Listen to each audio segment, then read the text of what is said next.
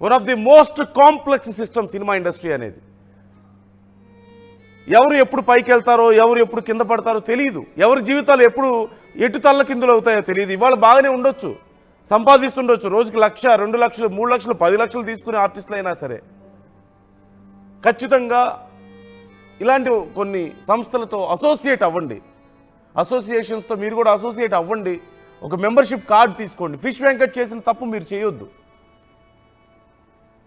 అదే ఫిష్ వెంకట్కి ఒక మెంబర్షిప్ ఉండుంటే డిమాండ్ చేయగలిగే వాళ్ళు, కుటుంబ సభ్యులైనా సరే, ఫిష్ వెంకట్ తరపున మేమైనా సరే డిమాండ్ చేసేవాళ్ళం. కానీ ఇప్పుడు అర్థించడం తప్ప ఏమీ చేయలేం కదా. మరి అర్థించినా ఇది సినిమా ఇండస్ట్రీకి పెద్ద సాయం కాకపోయినా ఎందుకు మరి సినిమా ఇండస్ట్రీలో చలనం రాలేదో తెలీదు. చేయడానికి వాళ్ళు రెడీగా ఉన్నా సరిగా కోఆర్డినేట్ చేసుకోలేకపోయారేమో. అన్ఫార్చునేట్లీ ఫిష్ వెంకట్ను కోల్పోయారు. ఫిష్ వెంకట్ లాంటి మీ సహచర నటుడిని మీరు కాపాడుకోలేకపోయారు. ఫిష్ వెంకట్ మృతికి మీరు కారణం అని చెప్పట్లేదు, కానీ ఆ విషయంలో ఆయన కాపాడుకోవడంలో మాత్రం మీరు ఫెయిల్ అయ్యారు. ఒక కుటుంబంగా చెప్పుకునే వాళ్ళుగా ఫెయిల్ అయ్యారు.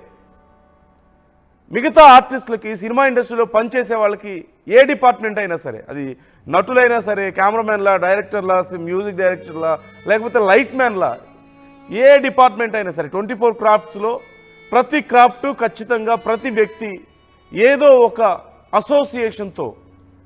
అసోసియేషన్లో మీరు కూడా మెంబర్షిప్ తీసుకోండి. రేపన్న రోజున ఇలాంటి ఒక పరిస్థితి వస్తే మీకు కనీసం ఏదో ఒక సాయం అందుతుంది. మోస్ట్ అన్ప్రిడిక్టబుల్ లైఫ్ సినిమా ఇండస్ట్రీలో ఉంటుంది.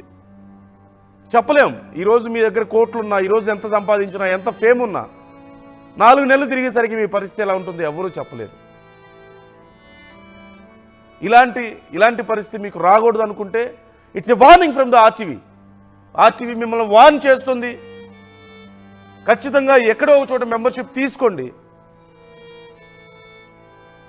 మీరు నిజంగా సినిమా ఇండస్ట్రీలో కుటుంబ సభ్యులు అని మీరు ఫీల్ అయితే ఏదో ఒక గుర్తింపు పొందండి. మేము ఈ కుటుంబంలో సభ్యులు అని చెప్పుకోవడానికి ఒక గుర్తింపు కార్డు ఉండాలి. అన్ఫార్చునేట్లీ అది పొందండి. మీ జీవితానికి కూడా ఒక చిన్న భరోసా ఖచ్చితంగా వస్తుంది. ఫిష్ వెంకట్ కుటుంబ సభ్యులు ఇప్పుడు శోకసంద్రంలో మునిగిపోయారు. ఆయనకి కొద్దిపాటి ఫ్యాన్ బేస్ ఉంది, ఆయనంటే అభిమానించే వాళ్ళు ఉన్నారు. సినిమా ఇండస్ట్రీలో ఆయనకంటూ కొంతమంది ఫ్రెండ్స్ ఉన్నారు. వాళ్ళు ఆయన్ని చూడడానికి, అక్కడ ఆయన పార్థివ దేహాన్ని చూడడానికి వెళ్తున్నారు.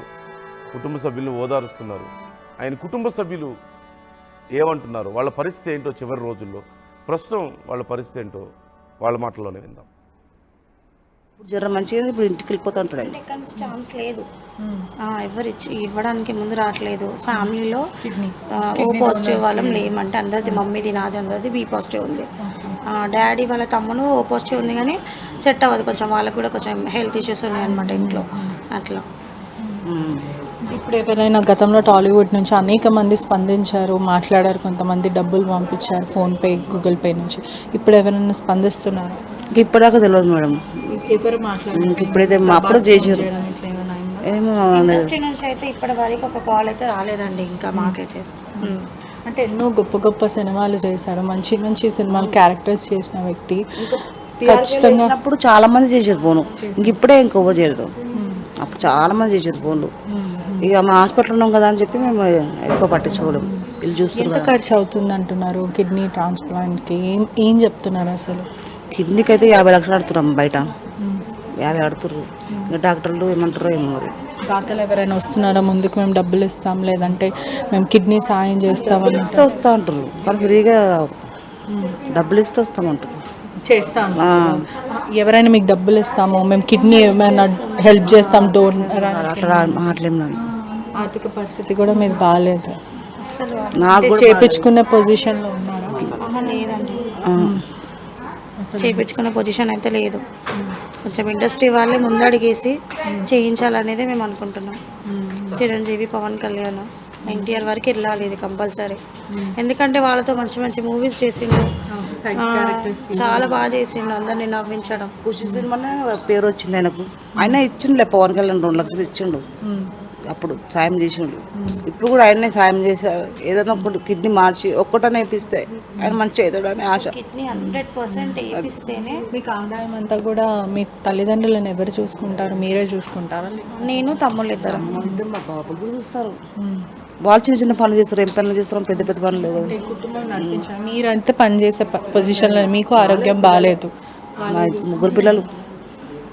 ఏం చెప్తారు అంటే కొన్ని నెలల నుంచి ఇదే తంతు పడుతుంది, ఆర్థికంగా కూడా మీకు ఇబ్బందులు ఉన్నాయి. మధ్యలో ఇట్లా తాగడం ఇట్లాంటిది ఏదైనా ఉండేనా? మధ్యలో చేసిండు, బాగా తాగిండు. అసలు తాగినందుకు అమ్మండి విన్నాడు. ఇప్పుడు మంచిగా ఉంటే ఇప్పుడు దిగిపోతాడు. ఆయన ఉన్నాడు, ఎవ్వరు చెప్పిన విన్నాడు, ఎవ్వరు చెప్పిన విన్నాడు. ఆయన మాటనే సాగాలి. అట్లా చేసుకొని ఇంతవరకు తెచ్చుకున్నాడు. ఆయన ఎవ్వరు మాట, పిల్లల మాట విన్నాడు, నా మాట విన్నాడు, ఎవ్వరు మాట విన్నాడు. వాళ్ళ అమ్మ నాయన మాట కూడా విన్నాడు.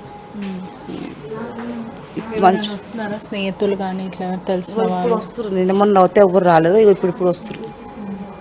ఏం ప్రజలకు కూడా చెప్పండి, అడగండి. అంటే ఎన్నో మంచి గొప్ప సినిమాలు చేశారు. అట్లీస్ట్ కిడ్నీ అన్న ఎవరైనా దానం చేసినా లేదంటే ఆర్థికంగా సాయం చేసినా కూడా బాగుంటుంది. నేను అదే అడుగుతున్నా వాళ్ళకు. ఎవరన్నా ఒక్కరు వచ్చి హెల్ప్ చేసి ఆయన కిడ్నీ ఒక్కటి మార్పిచ్చిస్తే చాలన్న నేను అదే అడుగుతున్నాను.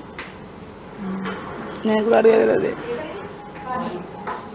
హాస్పిటల్ యాజమాన్యం ఏమైనా సాయం చేస్తుందా ఇక్కడ RBM హాస్పిటల్ వాళ్ళు? ఏం సాయం చేస్తారు? ఏం చేయట్లేదండి, ప్రతిదానికి అమౌంట్ పే చేస్తున్నాం. అమౌంట్ పే చేయడమే, ఇంకేం లేదు.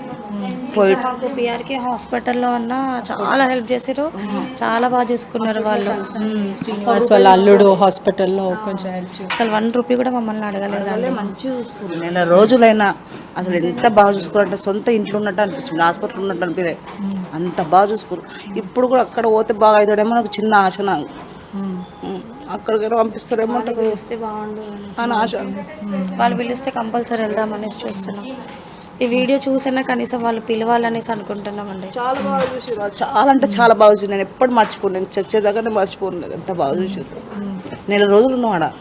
పేషెంట్ ఫుడ్ మాత్రం డాడీ కంపల్సరీ సెట్ అవుతాడు, 100% సెట్ అవుతాడు.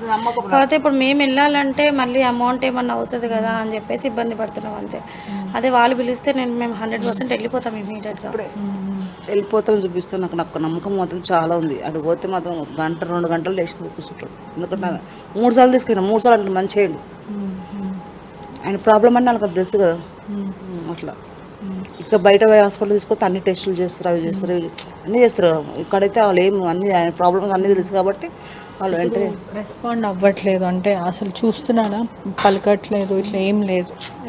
ఏం లేదు. నిన్న ఒక్కసారి సాయంత్రం మాత్రమే చూసిండు. ఏం తింటావా, ఇడ్లీ తింటావా అంటే ఇడ్లీ ఒక హాఫ్ ఇడ్లీ తింటాడు అంతే.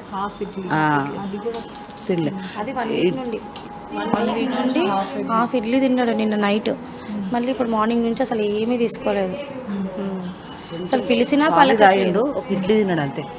చూసిండు అందరిని, పిల్లలను చూసిండు, నన్ను చూసిండు. గుర్తుపట్టంటే మాట్లాడతలే కదా, అందరిని చూసిండు. ఏం కావాలి, ఏమైనా కావాలా, ఫ్రూట్స్ కావాలా, జ్యూస్ కావాలంటే ఇట్లా అంటుండు. కొన్ని ఏం మాట్లాడతాడు. ఆయన ఓపిక లేదు. డాక్టర్ నడితే ఓపిక లేదు. లేచి మంచిగా మాట్లాడతాడు మా బాబుతో. అలాంటిది నేను ఎన్నిసార్లు తాత తాత అని పిలిచినా కానీ అస్సలు పలకట్లేదు. ఏ హాస్పిటల్ ఉన్నా ఆయన చూస్తే సంతోషపడతాడు. అసలు ఆయన వచ్చినా కూడా అసలు చూస్తలేడు. వెంటిలేటర్ పైననే ఉన్నానా? వెంటిలేటర్ తీసిన తర్వాత ఫంక్షన్ అవుతుందా, మాట్లాడుతున్నా, చూస్తున్నారా? వెంటిలేటర్ తీయొద్దంటారు. అస్సలు తీయొద్దంటారు, ఊపి రాకట్లేదు అస్సలు. చాలా ప్రాబ్లంలో ఉన్నాడండి, బ్రీతింగ్ అస్సలు అవ్వట్లేదు.